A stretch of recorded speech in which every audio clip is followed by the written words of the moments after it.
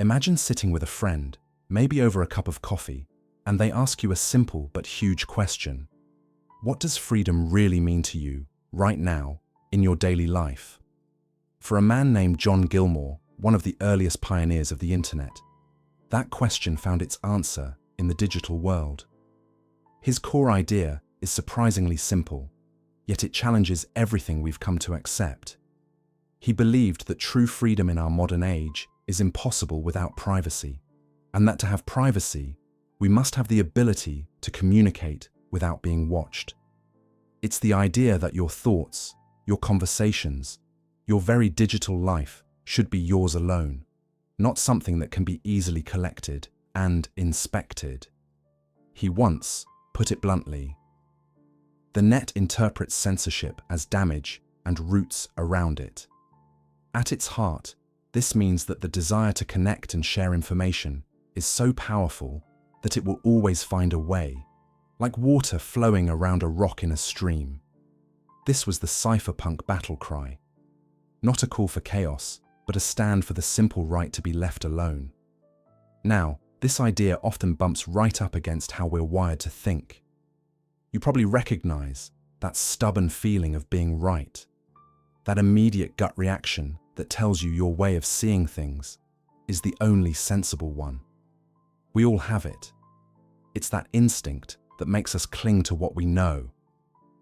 Many of us cling to familiar ideas because they feel safe, like a well-worn path. They require less energy. This is the natural tension Gilmore's philosophy highlights. The clash between our quick, instinctive thinking that prefers simple answers and a deeper, more careful awareness that questions things. Think about it on a personal level. Remember when you were a kid and you realized a belief you held wasn't quite true? Maybe you were absolutely certain a monster lived in your closet, only to one day, with a flick of the light switch, see it was just a shadow and a pile of clothes.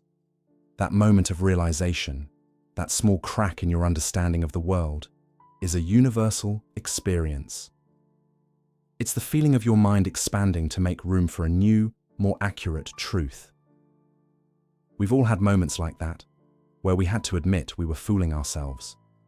We do this all the time as adults too, just with more complicated stuff. We see a headline that confirms what we already believe, and we share it without a second thought. We get into an argument and dig our heels in, not because the facts are on our side, but because we don't want to be wrong. We surround ourselves with people and news that echo our own views, creating a comfortable bubble where we never have to face that slightly unsettling feeling of being mistaken. It's easier that way. It feels safer, but it also keeps us from a deeper understanding. John Gilmore's principles gently reveal this habit we all share. His fight for digital freedom wasn't just about code and encryption. It was about creating the tools that force us to be more honest, both with systems and with ourselves. Encryption doesn't ask for your opinion. It doesn't care about your gut feeling. It's just math. It either works or it doesn't. It provides a clear, unchangeable truth. Your message is secure, or it is not. In a world full of so much noise and so many opinions masquerading as facts, that kind of clarity is revolutionary. It's a system that can't be fooled by a persuasive argument or a clever lie. By defending the right to use these tools, the cypherpunks were advocating for a space where our deeper awareness could thrive, a space free from the pressure of instant judgment and surveillance. They argued that if we are always being watched, we start to change our behavior. We stick to the well-worn path. We avoid the controversial thought, the unusual idea, the creative risk. We self-censor. We stop exploring, and in doing so, we stop truly thinking. We fall back on those instincts and familiar ideas, never venturing out to see if our monsters are just shadows. This is why that battle cry matters. It's not a niche technical argument. It's a defense of the mental space required for growth and understanding. It's about preserving the digital closet light that allows us to see things for what they really are, away from the gaze of anyone who might want to tell us what we should see or think. It is a commitment to the sometimes uncomfortable but always necessary process of questioning, of seeking proof, and of building systems that prioritize truth over convenience. This cracks open the entire conversation about digital freedom and our place within it. We start by seeing the world in a very simple way, where technology is just a tool, a convenience that makes our lives easier. We don't question the underlying systems. We sign the terms of service without reading them. We happily trade our data for a free service, and we trust that the platforms we use have our best interests at heart. It's a comfortable, passive relationship. We assume that someone, somewhere, is looking out for us, that the digital world is just an extension of the physical one with similar, unspoken rules of decency and privacy. This is the shore we launch from, feeling secure and unburdened by complexity. Then, we enter the confusing middle.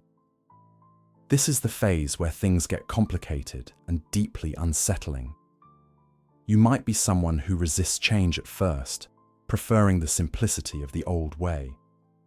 Most of us feel uneasy during transitions, and this one is massive. We start hearing stories about data breaches, about corporations selling our personal information, and about governments implementing sweeping surveillance programs. This is where John Gilmore's view of challenges becomes so critical. He didn't see these problems as inevitable failures, but as direct consequences of centralized systems that concentrate power. The confusion we feel isn't a sign of our own ignorance. It's the intended outcome of systems designed to be opaque. We are left feeling a sense of powerlessness, caught between the convenience we've grown accustomed to and the gnawing suspicion that we are the product being sold. Our knee-jerk reaction in this phase is often to either shut down completely, to disengage out of frustration, or to blindly trust one authority over another, simply shifting our dependency rather than solving the core issue. This tough middle phase is where the real work begins, and it's often marked by subtle shifts in our own behavior. You may catch yourself pausing before reacting lately, hesitating before clicking agree on a new app's permissions. We start noticing the small ways our digital lives are being shaped without our conscious input. This period of friction and doubt is not a detour. According to the cypherpunk philosophy Gilmore championed, it is the essential path. The knee-jerk reaction is to seek a simple leader or a single solution to follow.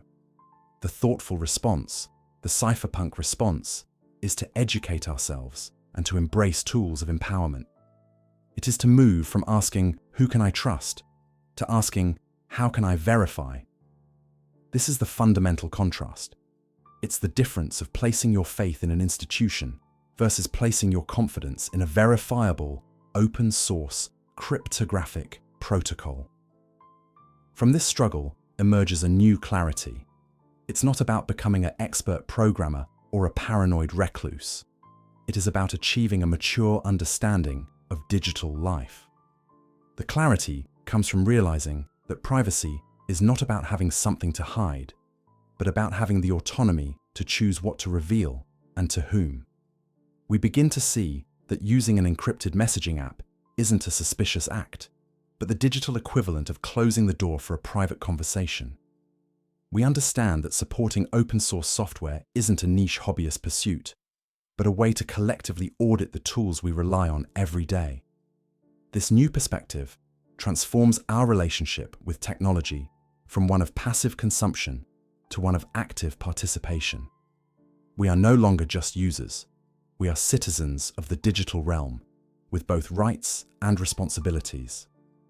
The journey ends not with all the answers, but with a better set of questions and the foundational tools to build a future where freedom is engineered into the code, not just promised in a policy statement. Through this discomfort, we begin to see the faint outlines of a new path, one that feels less like a pre-built highway and more like a trail we're carving ourselves, step by tentative step. It's in this raw, unpolished state that real growth happens. Not when we're comfortably following a map someone else drew. The initial ache of questioning everything, of feeling a bit lost, is actually the sensation of our mental muscles stretching in ways they haven't in years. We're building strength for a new kind of journey, one defined by our own choices rather than inherited scripts. This process isn't about finding a single right answer that will solve everything, but about developing the capacity to navigate a world that is constantly changing, to be the calm, centered captain of our own ship, even when the seas get rough. And as we continue down this path, a fascinating thing starts to occur. You'll likely find daily decisions coming easier. What to make for dinner, how to respond to a frustrating email, whether to say yes to a social invitation. These small moments begin to feel less weighted. They are no longer tests. You might fail based on some external standard, but simply choices. Each one a tiny practice in listening to your own inner compass. The mental noise of what you should do starts to quiet down, replaced by a clearer, though perhaps quieter signal of what feels right for you in that moment. It's not about always making the perfect choice, but about making your choice and learning from the outcome without the harsh filter of self-judgment. This shift has a ripple effect that touches every part of life. Many notice old frustrations don't bother them as much. The person who cuts you off in traffic, the long line at the grocery store, the minor criticism from a coworker, these things begin to lose their power to ruin your hour or your day. It's not that you become passively accepting of everything, but that your emotional center of gravity becomes more stable. You start to realize that your peace of mind is yours to protect, and that most of these daily irritants are simply not worth the energy you used to give them. That freed up energy is then available for the things that truly matter to you, for creativity, for connection, for simply being present. This is where we often bump into a common psychological phenomenon, something known as the Barnum effect. It's that tendency to accept vague general personality descriptions as uniquely accurate for ourselves. We've all read a horoscope or taken a quick online quiz that declared us a certain type of person, and we've nodded along thinking, yes, that's so me. For so long, we might have used these labels as a shortcut to understanding ourselves, clinging to them because they offered a sense of identity and certainty. They provided a box, and it felt safer inside that box, even if it was a little cramped. Part of this journey is recognizing that pull, that desire for a simple, packaged answer to the complex question of who we are. We start to see that these descriptions are like off-the-rack clothing. They might fit well enough for a while, but they were never tailored specifically for the unique contours of our own lives, our own ever-changing experiences. Letting go of those generic labels can feel unsettling at first. Who are we without them? But that's precisely the point of liberation. We're not a two-word personality type or a sun sign. We are a collection of evolving stories, preferences, strengths, and quirks that no quiz could ever fully capture. When we release the need for that external validation of our identity, we make room for a much richer, more nuanced self-understanding to emerge. We begin to define ourselves not by static categories, but by our actions, our values, and our connections. We are not a noun. We are a verb, constantly in process, constantly becoming. This ongoing process of becoming is what infuses life with a new sense of vitality. Mornings can feel different because you're not slipping on a predetermined role along with your clothes. You're showing up as yourself, a work in progress, open to the day's possibilities. Conversations become more genuine because you're not trying to conform to an image of what you think you should be. You're listening more deeply and speaking more authentically, and that authenticity invites the same from others. It builds bridges of real understanding, not just between you and the world, but between the different parts of yourself that you are finally allowing to coexist. This integration is key. We all contain multitudes. We can be both serious and silly, bold and cautious, social and solitary. The old way of seeing ourselves often forced us to choose one over the other, to be the introvert or the extrovert, the thinker or the feeler. But life isn't lived in binaries. Embracing this full spectrum is like finally giving yourself permission to use all the colors in the box, not just the ones you were told were yours. Some days you'll feel like painting with bold, vibrant reds and oranges. Other days, soft blues and gentle grays will feel right. And it's all you. It's all valid. This journey inward, as challenging as its beginnings might be, ultimately radiates outward. It transforms our relationships. When we stop looking for others to complete us or to validate a fixed identity we're holding on to, we can meet them as whole individuals. We can appreciate them for who they are, not for the role we need them to play in our own story. This is the foundation of truly healthy, supportive connections, whether with partners, friends, family, or colleagues. It's love and respect, rooted in freedom, not in need or expectation. It also reshapes our work and our purpose. The question shifts from, what job should I have, to, what kind of impact do I want to make? Or, what problems feel meaningful for me to solve? Your work becomes an expression of your values and your unique combination of skills, not just a title on a business card. This can lead to greater creativity, resilience in the face of setbacks, and a profound sense of fulfillment that isn't contingent on external praise or promotion. You are building something that matters to you, and that in itself is a powerful motivator. And through all of this, a new kind of confidence quietly grows. It's not the loud, brash confidence of someone who has all the answers, but the quiet, steady confidence of someone who knows how to sit with the questions. It's the confidence that comes from knowing you can trust yourself to figure things out, to handle discomfort, to adapt, and to learn. It's the confidence of being your own safe harbor. This isn't a destination you arrive at and then simply stay. It's a continuous practice, a gentle returning to yourself again and again, each time with a little more compassion and a little more understanding. Together we discover that this entire process, with all its uncertainty and its beautiful, unfolding mystery, is what true freedom feels like. It's the freedom of self-authority, of writing your own story with intention and grace.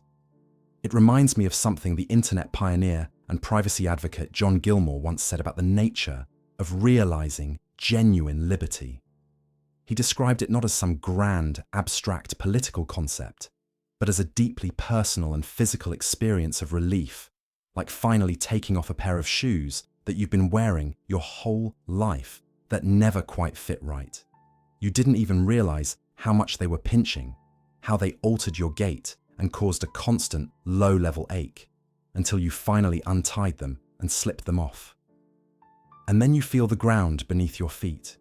You wiggle your toes, and you take your first real step. It's a step into a world that suddenly feels full of possibility. A step taken on your own terms, in your own skin. Finally comfortable, finally free, and finally wholly yourself.